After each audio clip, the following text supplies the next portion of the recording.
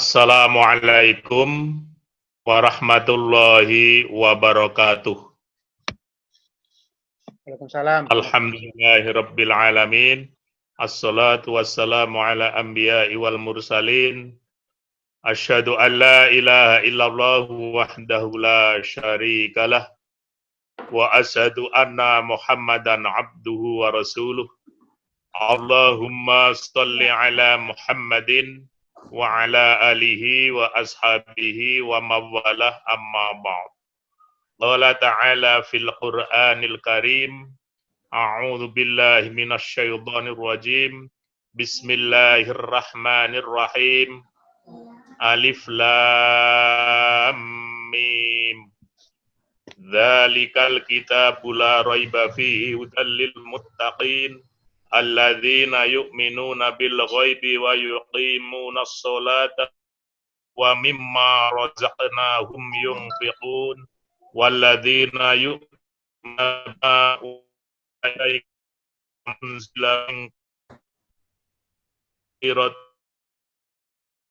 Sadaqallahul adzim. Bapak-bapak, ibu-ibu, jamaah pengajian rutin insyaallah kan setiap hari Kamis sore. Sini banyak yang hadir, ada Al-Ustadz Pak Yusuf, ada Mas Dr. Irsyad, ada Mas Rikan dari Jakarta, juga ada Mbak Lili dari Jogja, dan beberapa teman yang lain, ada Bu Dokter juga. Materinya sudah di-share beberapa saat yang kemarin tadi ya. Materi tentang materi yang kita sampaikan pada sore ini. Yang saya sampaikan ciri-ciri orang yang bertakwa itu saya ambil dari surat Al-Baqarah ayat yang ketiga dan ayat yang keempat. Yang tadi saya sampaikan, adapun ciri-ciri ya orang yang beriman, alladzina yu'minuna bil ghaibi. Yang pertama adalah orang-orang yang percaya kepada segala sesuatu yang gaib, tapi catatannya di sini yang gaib ada, tetapi yang ada dalilnya dalam Al-Quran dan As-Sunnah. Jadi percaya kepada yang gaib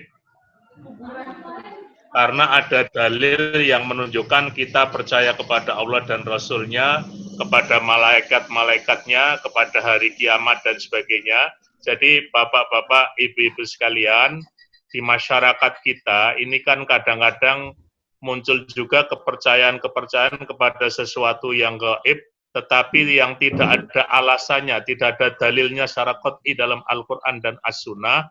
Sudah barang tentu ini perlu direvisi, tetapi kalau kita meyakini kepada hal-hal yang gaib, itu yang dibenarkan adalah yang ada di dalam Al-Quran dan As-Sunnah.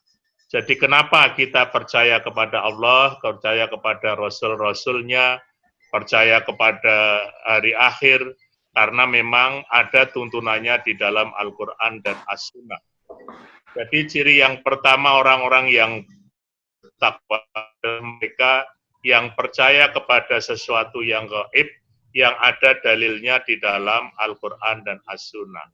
Kemudian yang kedua, siapa orang-orang yang bertakwa itu adalah mereka yang menegakkan ibadah sholat. Sholat adalah dalam arti yang lain, sholat adalah doa. Sholat merupakan ibadah yang diawali dengan takbir dan diakhiri dengan salam.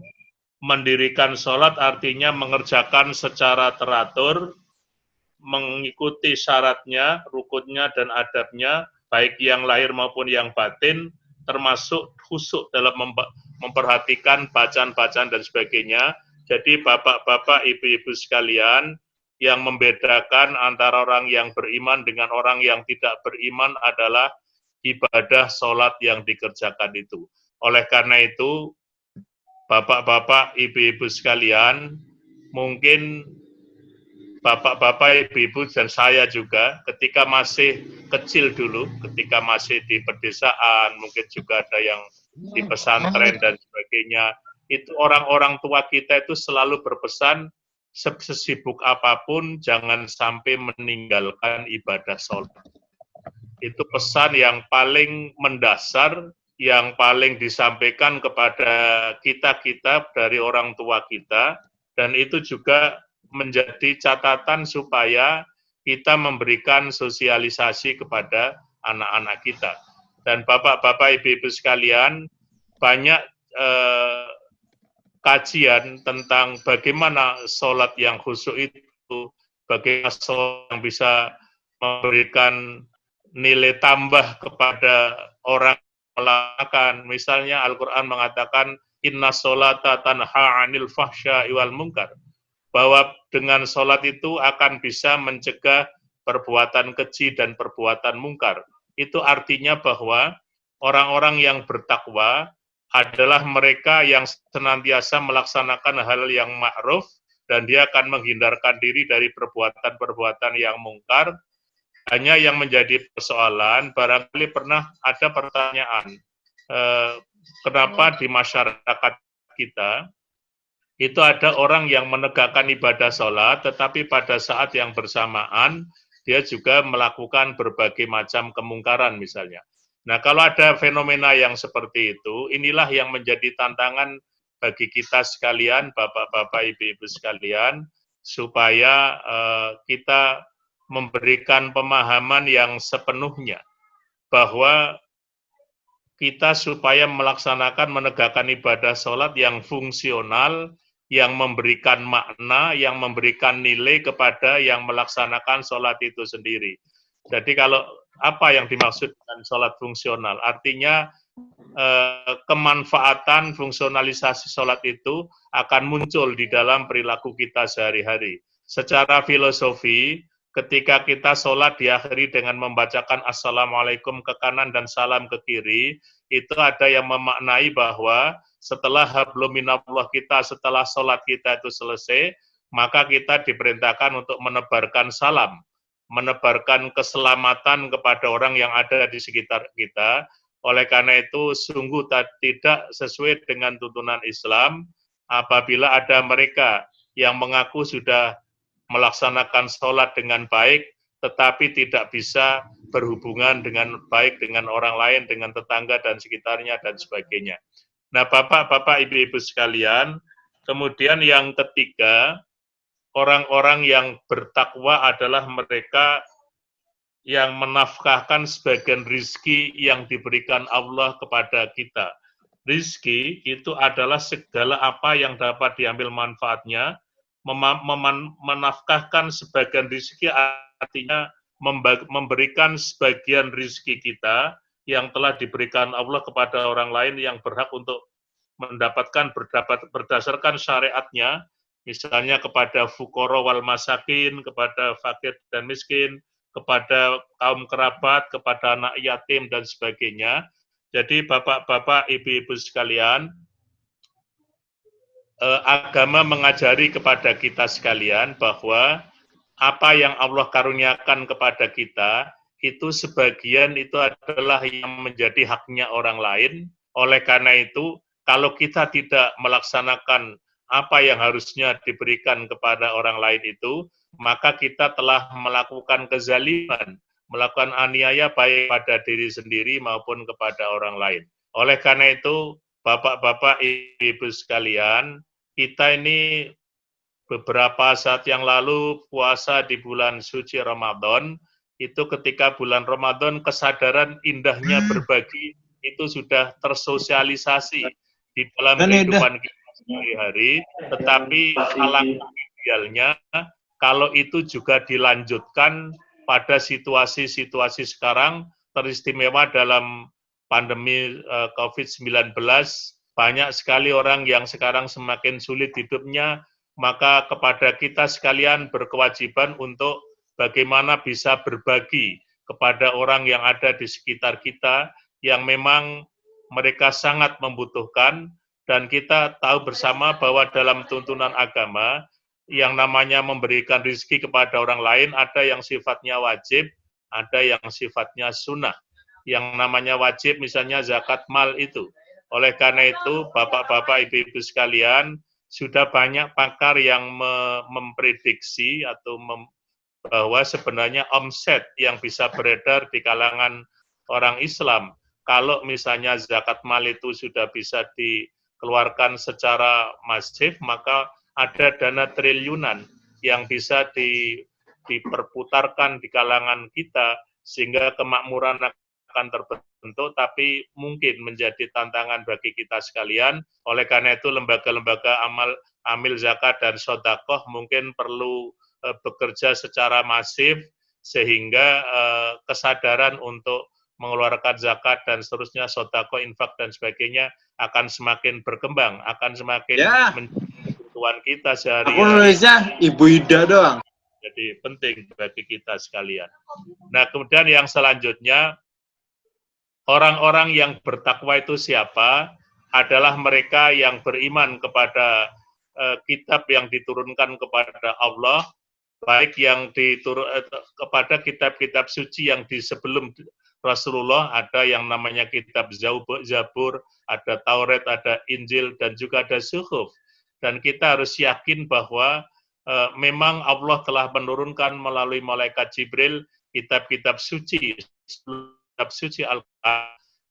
Kita harus meyakini itu memang menjadi tuntunan agama yang benar. Hanya kemudian Islam melihat kitab suci yang diturunkan sebelum Al-Quran itu benar pada waktunya, pada waktu itu maksudnya, dan hanya diberikan kepada umat-umat yang tertentu saja.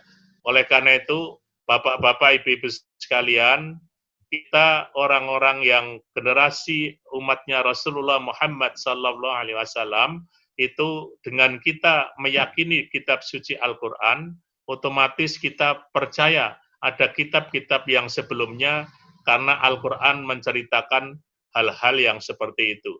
Nah, oleh karena itu, Bapak-bapak, Ibu-ibu sekalian, maka menjadi catatan bagi kita sekalian, barangkali di masyarakat kita itu ada tugas yang sangat besar bagi kita sekalian, bagaimana seorang Islam itu bisa menjadikan Al-Quran sebagai pedoman hidupnya, sebagai petunjuk bagaimana kita hidup di dunia ini, dan yang tidak kalah pentingnya, bagaimana kita membumikan Al-Quran, menjadikan Al-Quran sebagai pedoman hidup kita sehari-hari, menjadi tantangan bagi kita sekalian. Nah, kemudian yang berikutnya, ciri orang-orang yang bertakwa adalah mereka yang percaya kepada hari akhirat. Ya, jadi dengan hari akhirat itu mereka yakin adalah kepercayaan yang kuat dan tidak dicampuri dengan keraguan sedikit pun. Akhirat adalah bukan dunia, kehidupan akhirat adalah kehidupan sesudah di dunia berakhir. Yakin akan adanya kehidupan akhirat adalah benar-benar percaya akan adanya kehidupan sudah mati, dan ini saya kira menjadi modal utama dari orang-orang yang beragama Islam. Kenapa mereka mengarungi kehidupan ini dengan baik? Karena mereka meyakini bahwa nanti akan ada balasan dari Allah. Jadi kalau misalnya orang sering mengkritik bahwa manusia modern ini kan banyak yang terkena penyakit yang namanya penyakit miopis, penyakit rabun jauh. Apa yang saya maksud dengan penyakit rabun jauh adalah mereka yang melihat hidup itu hanya apa yang ada di depannya saja. Artinya dia hanya meyakini hidup ini ya sekarang ini, dinikmati sekarang tanpa ada pertanggungjawaban yang lebih panjang lagi. Oleh karena itu, orang-orang yang beriman itu adalah akan bisa mengatasi persoalan-persoalan yang seperti itu. Dan kalau kita lihat dalam beberapa hadis, ketika beriman kepada Allah itu kemudian derivatnya adalah beriman kepada hari akhir. Mangkana yu'minu billahi wal yaumil akhir. Barang siapa yang beriman kepada Allah dan juga hari akhir, maka itu artinya apa? Bapak-bapak Ibu sekalian, keyakinan kepada hari akhir merupakan konsekuensi logis dari keyakinan kita akan adanya Allah. Oleh karena itu, sungguh tidak sungguh tidak menjadi suatu yang dibenarkan ketika orang itu kok masih banyak melakukan salah dan dosa, padahal dia sudah meyakini akan adanya kehidupan akhirat itu. Nah, bapak-bapak, ibu-ibu sekalian, jadi kembali kepada keyakinan akan adanya kehidupan yang abadi di akhirat, itu dalam surat Ad-Duha, walal akhiratu khairul laka minal ula. Bahwa yang akhirat itu lebih baik daripada yang awal yang namanya dunia ini. Oleh karena itu, bapak-bapak, ibu-ibu sekalian, tadi sudah saya sampaikan bahwa sumber kekuatan orang-orang mukmin salah satunya adalah keyakinan akan adanya akhirat, sehingga mereka hidup penuh dengan ketenangan, tidak merasa khawatir dan sebagainya, karena mereka sangat yakin bahwa apapun yang terjadi di muka bumi, ini ada konsekuensi logis, ada pertanggungjawaban dan seterusnya, dan juga kehidupan yang di dunia yang fana ini adalah yang sangat sesaat. Kalau orang Jawa mengatakan, urip ning donya mono mingkat dia mampir ngombe. Apa yang dimaksud dengan urip mingkat dia mampir ngombe? Untuk menggambarkan begitu sebentarnya kehidupan di dunia ini dibandingkan dengan keabadian di akhirat. Tapi meskipun mampir ngombe bisa 70 tahun, bisa 60 tahun, bisa 50 tahun, dan seterusnya. Oleh karena itu, meskipun sekedar mampir ngombe, tetapi Al-Quran juga menjelaskan kepada kita bahwa hidup di dunia adalah merupakan suatu persemaian untuk memberikan perbekalan ketika bagaimana kita nanti menghadapi kehidupan yang di akhirat kelak.